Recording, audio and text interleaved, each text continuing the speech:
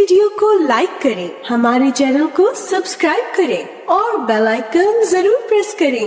بسم اللہ الرحمن الرحیم۔ رب اشرح لی صدری ویسر لی امری واحلل عقدۃ من لسانی یفقہوا قولی۔ ربنا زدنا علما۔ باب الرجاء، اللہ تعالیٰ سے پر امید رہنے کا بیان۔ قال اللہ تعالی قل یا عبادی الذین اسرفوا علی انفسہم لا تقنطوا من رحمت اللہ ان اللہ یغفر الذنوب جميعا انہ هو الغفور الرحیم۔ اللہ تعالیٰ کا ارشاد ہے، اے پیغمبر صلی اللہ علیہ وسلم، میری طرف سے لوگوں کو کہہ دو کہ اے میرے بندو، جنہوں نے اپنی جانوں پر زیادتی کی ہے، خدا کی رحمت سے نا امید نہ ہونا۔ خدا تو سب گناہوں کو بخش دیتا ہے اور وہ تو بخشنے والا مہربان ہے۔ وقال تعالی وَهَلْ نُجَازِي إِلَّا الْكَفُورَ، فرمایا اور ہم سزا ناشکرے ہی کو دیتے ہیں۔ وقال تعالی اِنَّا قَدْ أُوحِيَ إِلَيْنَا أَنَّ الْعَذَابَ عَلَى مَنْ كَذَّبَ وَتَوَلَّى، نیز فرمایا ہماری طرف وحی آئی ہے کہ جو جھٹلائے اور منہ پھیرے اس کے لیے عذاب تیار ہے۔ وقال تعالی وَرَحْمَتِي وَسِعَتْ كُلَّ شَيْءٍ، نیز فرمایا اور جو میری رحمت ہے وہ ہر چیز کو شامل ہے، ہر چیز پہ چھائی ہوئی ہے۔ جیسا کہ آپ کو یاد ہوگا کہ پچھلی مرتبہ ہم نے باب الخوف پڑھا تھا اور اس میں ایسی احادیث پڑھی تھی جس سے ہمیں اللہ تعالیٰ سے ڈرنے کے بارے میں معلوم ہوا، اور اللہ تعالیٰ کی عظمت و کبریائی اور اس کی قدرت و ہیبت کے بارے میں ہم نے پڑھا۔ اور اس مرتبہ اللہ تعالیٰ سے اچھی امید اور مغفرت اور بخشش اور رحمت کا تصور جو انسان کے دل میں ہونا چاہیے، اس کے بارے میں یہ آیات اور پھر احادیث ہیں۔ ان آیات میں سب سے پہلی آیت جس کو آپ دیکھ رہے ہیں کہ اللہ تعالیٰ کی رحمت سے نا امید نہیں ہونا چاہیے کسی بھی معاملے میں، خواہ وہ دنیا کا ہو یا وہ آخرت کا ہو۔ اور پھر یہ کہ اللہ تعالیٰ جب تک انسان شکر گزار ہوتا ہے اس وقت تک اس کے ساتھ خیر اور بھلائی رکھتے ہیں، اور اللہ تعالیٰ کی سزا انہی لوگوں پر ہوتی ہے جو نعمتوں کی ناشکری کرتے ہیں۔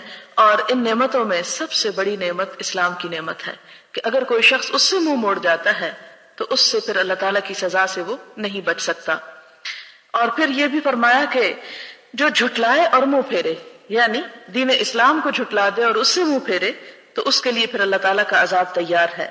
اور یہ بھی کہ اللہ تعالیٰ کی رحمت اس کے غضب پر بھاری ہے، اور وہ انسان کے ہزاروں گناہوں کو لمحے میں معاف کر سکتا ہے اگر انسان اپنے رب کی طرف رجوع کرنے والا ہو۔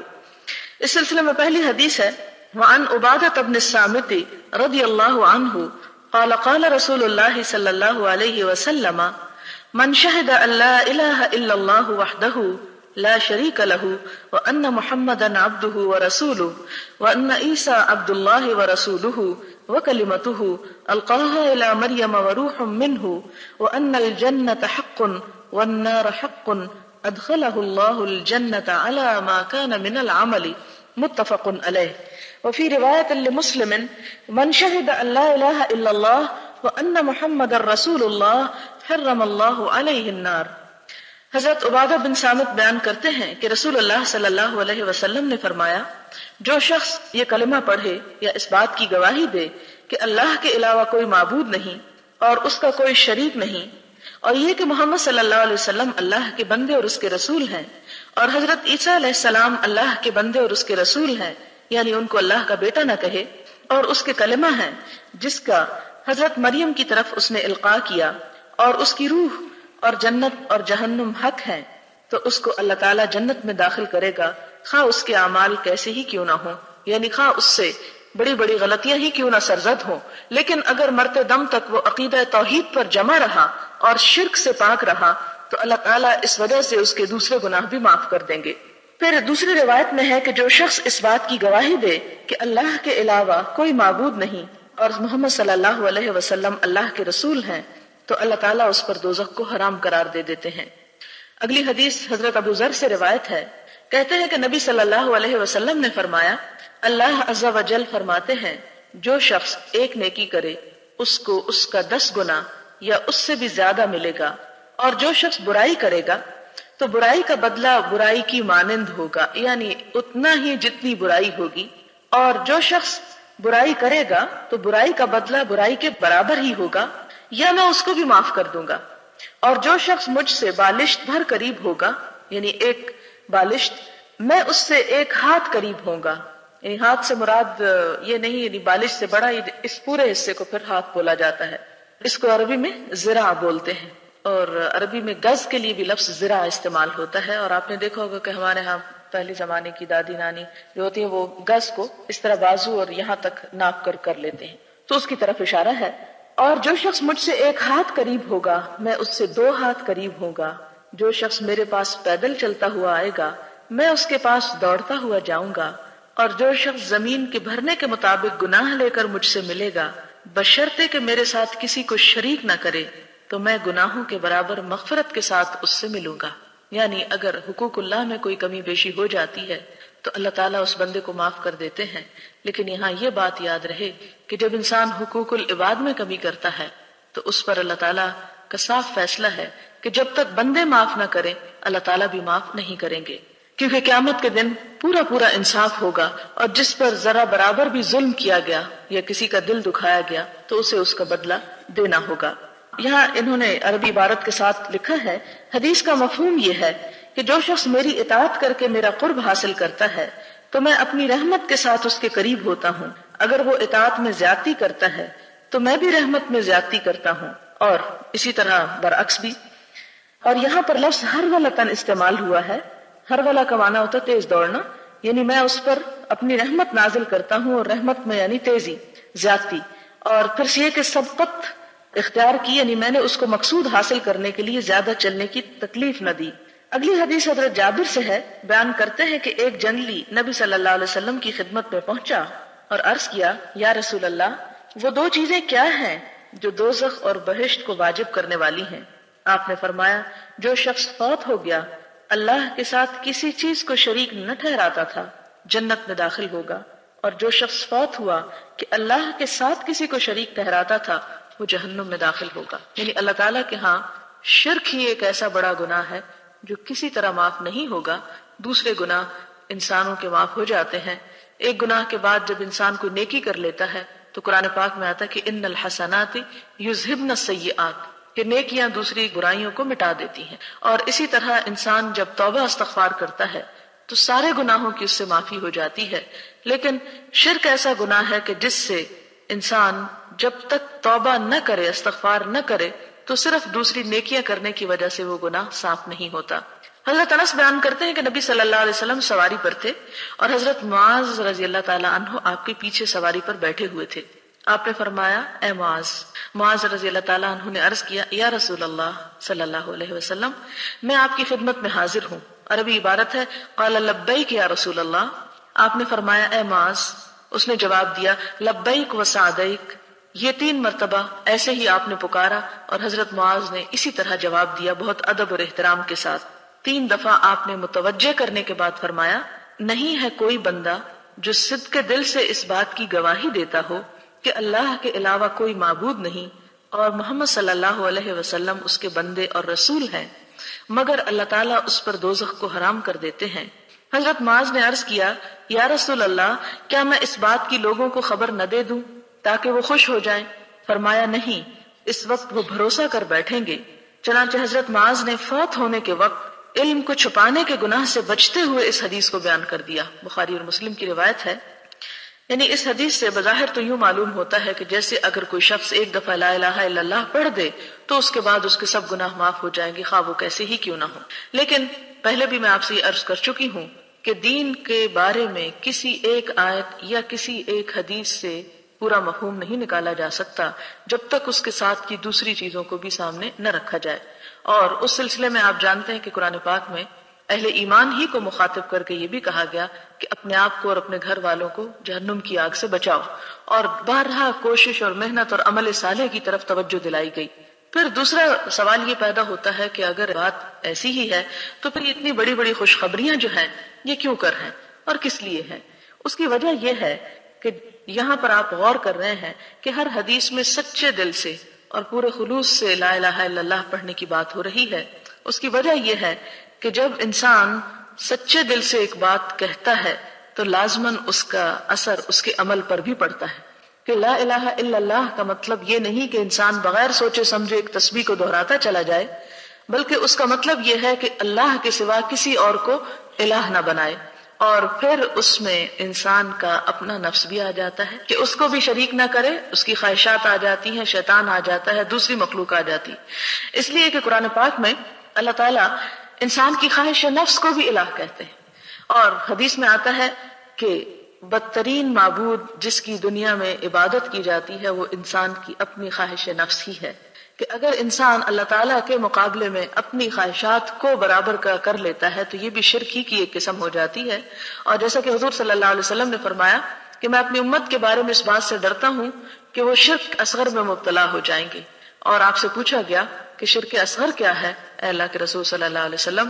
تو آپ نے فرمایا کہ ریاکاری، دکھاوا، دکھاوے کی نماز، دکھاوے کا روزہ، دکھاوے کا صدقہ خیرات اور دکھاوے کے دیگر نیک عمل. اور اسی طرح آپ صلی اللہ علیہ وسلم نے اس بات سے بھی خبردار کیا کہ میری امت میں شرک اس طرح داخل ہو جائے گا جس طرح سیاہ رات میں سیاہ پتھر پر سیاہ چیونٹی کہ پتہ بھی نہ چلے اور انسان شرک کی طرف نکل جائے. لہٰذا یہ مرحلہ جتنا ہم اس کو آسان اور بہت ہلکا سمجھ رہے ہیں ان احادیث کو پڑھ کر، یہ اتنا آسان نہیں. یہاں میں ڈرانا نہیں چاہتی، اللہ تعالیٰ کی رحمت ہی سے جوڑنا چاہتی ہوں، لیکن یہ ہمیشہ یاد رکھیں کہ اللہ تعالیٰ کی رحمت اسی وقت انسان پر ہوتی ہے اور معاملہ اسی قدر اللہ تعالیٰ کی رحمت کا ہوتا ہے جتنا انسان خود اللہ تعالیٰ کی طرف رجوع کرتا ہے. اگر ہم اس سے منہ موڑے رہیں اور ہم اس کی طرف توجہ نہ کریں تو وہ رب العالمین ہے، وہ ہمارا محتاج تو نہیں ہے، وہ بھلا پھر ہماری طرف کیوں کر راغب ہوگا. اس کے بعد ایک اور حدیث ہے، حضرت ابو ہریرہ رضی اللہ تعالیٰ عنہ یا حضرت ابو سعید خدری، راوی کو شک ہے، اور صحابی کی تعین میں شک کا ہونا مضر نہیں، اس لیے کہ تمام صحابہ عادل ہیں. ان میں سے روایت ہے انہوں نے بیان کیا کہ جب غزوہ تبوک ہوا تو لوگوں کو بھوک نے تنگ کیا تو انہوں نے عرض کیا یا رسول اللہ صلی اللہ علیہ وسلم، اگر آپ ہمیں اجازت عطا فرمائیں تو ہم اپنے اونٹوں کو ذبح کریں اور ان کا گوشت کھائیں اور ان سے چربی حاصل کریں. رسول اللہ صلی اللہ علیہ وسلم نے فرمایا تمہیں اجازت ہے، ایسا کر لو. چنانچہ حضرت عمر آئے اور عرض کیا یا رسول اللہ صلی اللہ علیہ وسلم، اگر آپ ایسا کریں گے تو سواریاں کم رہ جائیں گی، لوگ بھوک کے مارے ہیں، اونٹ سب ذبح کر ڈالیں گے تو واپسی کیسے ہوگی. لیکن صحابہ کرام سے ان کا زاد راہ منگوا لیں، یعنی ہر ایک کے پاس جو ایکسٹرا کچھ نہ کچھ ہے وہ سب آپ اکٹھا کر لیں، پھر ان کے لیے ان پر خدا سے برکت کی دعا فرمائیں، امید ہے کہ اللہ تعالیٰ اس میں برکت فرمائے گا. اس پر رسول اللہ صلی اللہ علیہ وسلم نے اس بات میں جواب دیتے ہوئے چمڑے کا دسترخوان منگوایا، اس کو بچھایا اور پھر لوگوں سے ان کے زاد راہ یعنی سامان، کھانے پینے کے سامان کو منگوایا. تو کوئی آدمی مٹھی بھر چینی لایا، کوئی مٹھی بھر کھجور اور روٹی کا ٹکڑا لایا، پنیر، یہاں تک کہ دسترخوان پر تھوڑی سی چیزیں نظر آنے لگی، یعنی تھوڑی چیزیں سب لے آئے. تو رسول اللہ صلی اللہ علیہ وسلم نے برکت کی دعا فرمائی، پھر فرمایا اس سے اپنے برتنوں کو بھر لو، یعنی جو کچھ لا کے رکھا ہے واپس اٹھاؤ، سب کو کہا. صحابہ کرام نے اپنے اپنے برتنوں کو بھر لیا، یہاں تک کہ لشکر میں کوئی ایسا برتن نہ تھا جس کو انہوں نے نہ بھرا ہو، اور سب نے خوب سیر ہو کر کھایا اور کچھ بچ بھی گیا. تو رسول اللہ صلی اللہ علیہ وسلم نے فرمایا میں گواہی دیتا ہوں کہ اللہ کے علاوہ کوئی معبود نہیں اور یہ کہ میں اللہ کا رسول ہوں. جو شخص ان دونوں کے اقرار کے ساتھ اللہ سے ملاقات کرے گا اور اس میں اسے کچھ شک و شبہ نہ ہوگا تو اس کو جنت سے روکا نہیں جائے گا، یعنی وہ جنت کا مستحق قرار پائے گا. اور یہی وجہ ہے کہ اس میں کوئی شک و شبہ نہ ہوگا کہ عبارت خاص طور پر قابل غور ہے، اس لیے کہ جب انسان کو اس بات کا یقین ہو کہ میری ملاقات میرے رب سے ہوگی اور وہ مجھے میرے اعمال پہ جزا دینے والا اور میرے گناہوں پہ سزا بھی دینے پہ قادر ہے، تو ایسی صورت میں انسان نیکی کے کاموں میں پورے یقین اور قوت کے ساتھ شامل ہوگا اور برائی سے بچنے کے لیے بھی اس کو قوت حاصل ہوگی، اس لیے کہ اسے پتا ہے کہ لازماً قیامت آنی ہے اور مجھے اپنے اعمال کا جواب بھی دینا ہے. اور پھر یہاں پر ایک اور چیز جو دیکھنے کی ہے اور بہت ہی خوبصورت بات ہے کہ حضور صلی اللہ علیہ وسلم کی دعا سے جو برکت ہوئی اور جو رحمت نازل ہوئی، یہ آپ کے معجزات میں سے ایک معجزہ بھی ہے، اور اس سے عقل پرستوں کی عقل پرستی پر توڑ بھی ہے جو یہ سمجھتے ہیں کہ 2 اور 2 صرف 4 ہی ہوتے ہیں اور اللہ کے فضل اور رحمت اور برکت پر ان کا بھروسہ نہیں ہوتا، جبکہ اسلام میں یہ چیز مانی ہوئی ہے اور قرآن پاک میں بھی بارہا اس کا ذکر آتا ہے اور احادیث میں بھی کہ اللہ تعالیٰ جس چیز میں چاہتے ہیں اپنی رحمت سے اس میں برکت پیدا کر دیتے ہیں. اور برکت کا معنی یہ ہے کہ اللہ تعالیٰ کی طرف سے انسان کو ایسی بھلائی ملنا کہ جس کے لیے انسان نے خود کوئی کوشش نہ کی ہو اور وہ خالصتاً اللہ کا فضل ہو، جس کے بارے میں آتا بھی ہے کہ وَاسْأَلُوا اللَّهَ مِن فَضْلِهِ، کہ لوگوں اللہ سے اس کا فضل مانگو. اور فضل اور برکت ایسی چیزیں ہیں کہ جو انسان کی کوششوں سے نہیں آتی بلکہ وہ خاص اللہ کی رحمت ہی ہوتی ہیں. اور اسی لیے کہا کہ اللہ کی رحمت سے مایوس نہ ہو، اسے مانگتے رہو. اور یہی وجہ ہے کہ دعا کے بارے میں فرمایا کہ پورے یقین کے ساتھ مانگو، یہ نہ سمجھو اور مایوس نہ ہو کہ اللہ تعالیٰ سنے گا، نہیں، ضرور سنتا ہے. جیسے کہ سورۃ المومن کے آخری حصے میں آتا ہے وَقَالَ رَبُّكُمُ ادْعُونِي أَسْتَجِبْ لَكُمْ، کہ تمہارا رب کہتا ہے کہ مجھے پکارو، میں ضرور جواب دیتا ہوں، میں تمہیں جواب دوں گا. اور اسی لیے حضور صلی اللہ علیہ وسلم نے فرمایا کہ اللہ تعالیٰ دعا کو ضرور سنتے ہیں. ہاں، قبولیت 3 طرح میں سے ایک طرح ہوتی ہے، یا تو یہ کہ انسان جو مانگتا ہے وہی مل جاتا ہے، یا یہ کہ انسان کے اوپر سے اس دعا کے برابر کی کوئی بلا ٹل جاتی ہے، یا یہ کہ وہ دونوں چیزیں نہیں قبول ہوتی اور تیسرے درجے پہ یعنی آخرت کے لیے اس کو ذخیرہ بنا دیا جاتا ہے. اور انسان جب آخرت میں اس اجر کو دیکھے گا اور تمنا کرے گا اے کاش دنیا میں میری ایک دعا بھی قبول نہ ہوتی. لیکن انسان ہے، ہم کمزور ہیں، اور ہم چاہتے یہ ہیں کہ جو بھی ہم مانگے اللہ تعالیٰ اس کو ضرور پورا کر دے. اور اسی لیے ہمیں پھر ہماری ہی ضروریات کو سامنے رکھتے ہوئے اللہ تعالیٰ نے ہمیں ایک اور خوبصورت دعا سکھائی کہ ربنا آتنا فی الدنیا حسنہ وفی الآخرۃ حسنہ، کہ اللہ دنیا کی بھلائی بھی عطا فرما اور آخرت کی بھلائی بھی عطا کر. اس لیے کہ دنیا کی بھلائیاں جب انسان کو ملتی ہیں تو بعض اوقات ایک بھلائی سے کئی بھلائی کے پھر دروازے کھل جاتے ہیں. اس لیے انسان کو ہمیشہ اللہ تعالیٰ سے یہ نہیں کہنا چاہیے کہ اللہ میں نے تو اتنی دعائیں کی تو آپ نے ابھی تک قبول نہیں کی، یا یہ کہ میں دعائیں کرتا ہوں اور مجھے تو ابھی تک کچھ بھی نہیں ملا. یہ شیطان کی طرف سے ہوتا ہے. نہیں، مایوس نہیں ہونا چاہیے، کیونکہ اللہ تعالیٰ اپنے بندے کے حق میں 70 ماؤں سے بڑھ کے پیار کرنے والا ہے. وہ زیادہ بہتر طور پر جانتا ہے کہ میرے بندے کو کہاں کس چیز کی ضرورت ہے اور کہاں کتنی دیر اس کو آزمائش میں مبتلا رکھا جا سکتا ہے، اور اس سے اس کے لیے اور کتنی خیر اور بھلائی جو انسان خود نہیں جانتا ہوتا اس کے دروازے اور اس کے راستے وہ اس کے لیے کھول دیتا ہے. لہذا ایک تو یہ کہ ان کاموں کو کرنے میں خاص طور پر حریص ہونا چاہیے انسان کو کہ جن کاموں کے لیے حضور صلی اللہ علیہ وسلم نے دعا فرمائی ہے، کہ جس چیز کے لیے آپ صلی اللہ علیہ وسلم نے خاص طور پر اپنی امت کے لوگوں کے لیے دعا کی ہے، کیونکہ آپ کی دعا اللہ کے حضور قبول ہوتی تھی. جیسا کہ آپ دیکھیں کہ واضح نشانی ہے، صحیح مسلم کی روایت ہے، اور جگہوں پر بھی یہ حدیث آتی ہے. اور پھر یہ کہ انسان کے دل میں اگر کوئی اچھا مشورہ ہو تو کسی کو دینے میں کبھی بھی پیچھے نہیں رہنا چاہیے.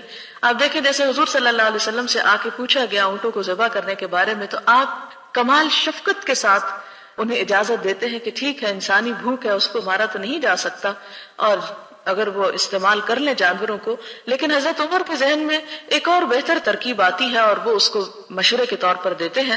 اس میں حضور صلی اللہ علیہ وسلم کی نعوذ باللہ کوئی درجے میں یا رتبے میں کمی نہیں ہوتی، اس لیے کہ قرآن پاک میں خود اللہ تعالیٰ ہی کا حکم ہے وَشَاوِرْهُمْ فِي الْأَمْرِ، کہ اے نبی صلی اللہ علیہ وسلم آپ مختلف کاموں میں اپنے صحابہ سے مشورہ کریں.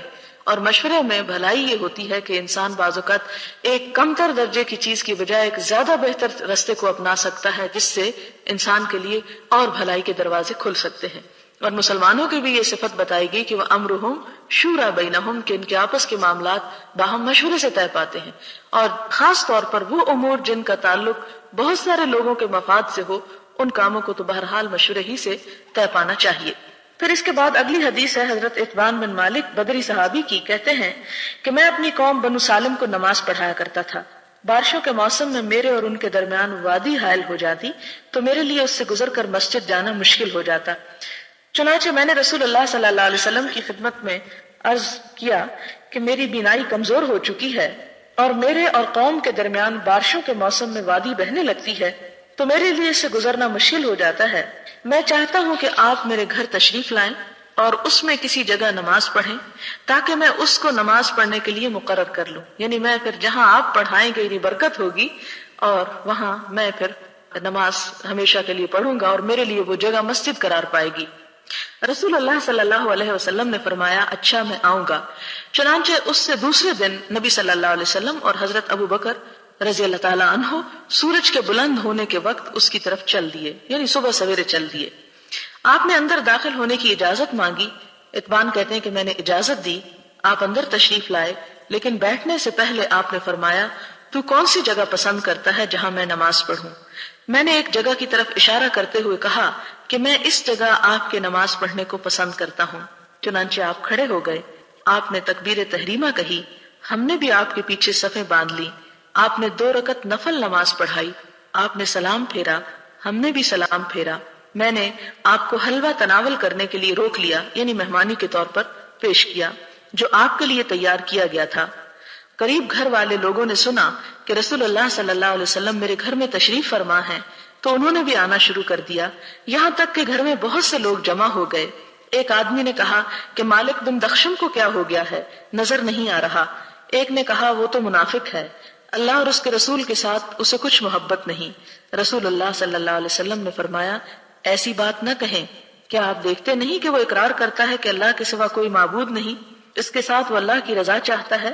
اس پر اس نے کہا اللہ اور اس کے رسول خوب جانتے ہیں، لیکن ہم تو بظاہر اس کی محبت اور اس کی باتیں کرنا سوائے منافقین کے اور کسی کے ساتھ نہیں دیکھتے۔ تو رسول اللہ صلی اللہ علیہ وسلم نے فرمایا بے شک اللہ تعالیٰ نے اس شخص پر دوزخ کی آگ کو حرام کر دیا ہے جو اقرار کرتا ہے کہ اللہ کے علاوہ کوئی معبود نہیں، اس سے اس کا مقصود اللہ کی رضا جوئی کے علاوہ اور کچھ نہ ہو۔ شرط پھر لگا دی ساتھ۔ اس حدیث میں بہت سی باتیں ہیں سمجھنے کی۔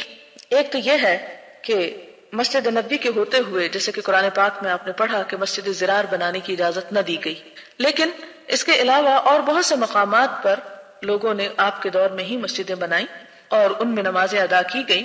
تو یہاں سے یہ پتہ چلتا ہے کہ کسی اچھے کام کو شروع کرنے سے پہلے، یعنی انہوں نے چاہا کہ ان کے گھر کا ایک حصہ مسجد بن جائے، تو کسی نیک انسان سے اس کا افتتاح کرانا یا اس سے ابتدا کرانا جو ہے یہ ایک مسنون عمل ہے، جس طرح کہ حضور صلی اللہ علیہ وسلم کو بلا کر اس نے ابتدا کرائی۔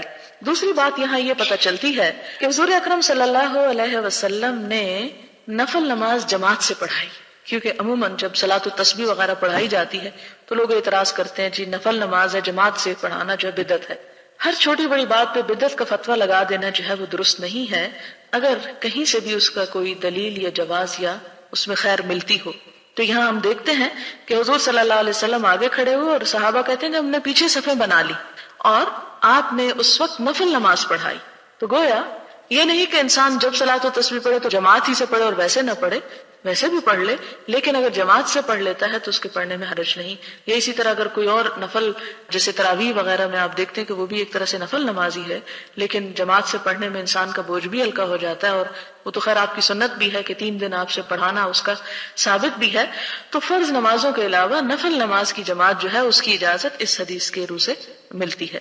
اور پھر آپ دیکھیں کہ ایسا کام کہ جس کے کرنے سے خیر کا پہلو جس میں نمایاں ہو اور جس کے اندر حضور صلی اللہ علیہ وسلم کے عمل کی تائید ملتی ہو، تو اس کے انکار میں شدت نہیں برتنی چاہیے۔ اگر کسی کا دل نہ چاہے ایسا خود کوئی کام کرنے کو تو وہ اسے دوسروں پر مسلط نہ کرے۔ پھر ایسا ہے کہ اس کے بعد آپ صلی اللہ علیہ وسلم نے جب نماز پڑھا لی تو آس پاس پڑوس کے لوگوں کو پتہ چلا، وہ سب بھی آ گئے۔ تو اس موقع پر ایک شخص وہاں نہیں تھا۔ تو جیسے عام طور پر یہ ہوتا ہے کہ اگر ایک شخص نہیں تو لوگ آسانی سے اس کی غیبت شروع کر دیتے، ہاں وہ فلاں ایسا اور ایسا۔ تو یہی حال یہاں پیش آیا کہ لوگوں نے ایک شخص کو دیکھا کہ وہ نہیں آیا، تو دوسرے نے اس پر کمنٹس دیے کہ وہ تو منافق ہے۔ آپ صلی اللہ علیہ وسلم نے یہ بات پسند نہیں کی، اس لیے کہ اسلام کا یہ طریقہ ہے کہ لوگوں سے ان کے صرف ظاہر پر معاملہ کرو، جب تک ان کے عمل میں کوئی ایسی چیز ثابت نہیں ہو جاتی تو ان سے درگزر کرو۔ یہی وجہ کہ آپ صلی اللہ علیہ وسلم نے اس بات کو انکریج نہیں کیا، بلکہ کیا فرمایا کہ کیا تم دیکھتے نہیں کہ وہ اقرار کرتا ہے کہ اللہ کے سوا کوئی معبود نہیں، وہ کلمہ پڑھتا ہے۔ یہی وجہ ہے کہ منافقین کلمہ پڑھ کر مسلمانوں کو دھوکہ دیتے تھے، لیکن اس کے باوجود آپ ان کے ساتھ سختی کا معاملہ نہیں کرتے تھے، یہاں تک کہ اللہ تعالیٰ کی طرف سے حکم آ گیا کہ اب ان کے ساتھ سختی کرو جو جہاد میں جانے سے پیچھے رہ جاتے ہیں۔ اور اس سے پہلے کیا حکم آیا؟ خذ العفو، ان کو معاف کر دو، ان سے درگزر کرو۔ اور یہاں پر بھی ہم دیکھتے ہیں کہ آپ صلی اللہ علیہ وسلم نے باوجود اس کے کہ وہ آپ کی مجلس میں حاضر نہیں ہوا، آپ نے اس کے خلاف کوئی بدگمانی نہیں کی اور اس پر کوئی ایسا فتویٰ نہیں لگایا۔ اور پھر اس کے بعد پھر لوگوں نے کہا کہ نہیں وہ تو جو باتیں کرتا ہے وہ صرف ظاہریت ہوتی ہیں۔ آپ نے پھر ان باتوں کو اہمیت نہیں دی اور یہ نہیں کہا کہ ہاں بالکل تم تو صحیح کہتے ہو۔ ہمارے سامنے اگر کبھی کوئی کسی کی برائی کر دے تو ہم اس کی ہاں میں ہاں ملا دیتے اور ہم کہتے ہاں آپ درست کہتے ہیں۔ حالانکہ ہونا یہ چاہیے کہ انسان عدل و انصاف کا دامن کسی وقت ہاتھ سے نہ چھوڑے اور جہاں تک ہو سکے پیٹھ پیچھے دوسرے کا دفاع ہی کرے، کیونکہ حضور صلی اللہ علیہ وسلم نے فرمایا کہ کیا تم یہ نہیں چاہتے کہ تمہاری ایسے موقع پر مدد کی جائے، یعنی وہ شخص جو دوسرے کی ایسے موقع پہ مدد نہیں کرتا جب وہ سب سے زیادہ اس مدد کا محتاج ہوتا ہے، تو اس شخص کی بھی ایسے موقع پہ مدد نہیں کی جاتی جب وہ مدد کا محتاج ہوتا. اور مراد اس سے یہ تھی کہ ایک شخص کی اگر عزت پہ حملہ ہو رہا ہو تو دیکھنے سننے والوں کو اسے بچانا چاہیے، کیونکہ وہ شخص خود وہاں موجود نہیں. اور اگر کوئی شخص کسی اور کا دفاع ایسے موقع پہ کرتا ہے تو اللہ تعالیٰ اس کے دفاع کی صورت خود پیدا کر دیتے ہیں کہ جب اس کی عزت پہ کوئی ہاتھ اٹھانے لگے تو اللہ تعالیٰ خود ایسا سبب پیدا کر دیتے ہیں کہ لوگ اس سے باز رہیں.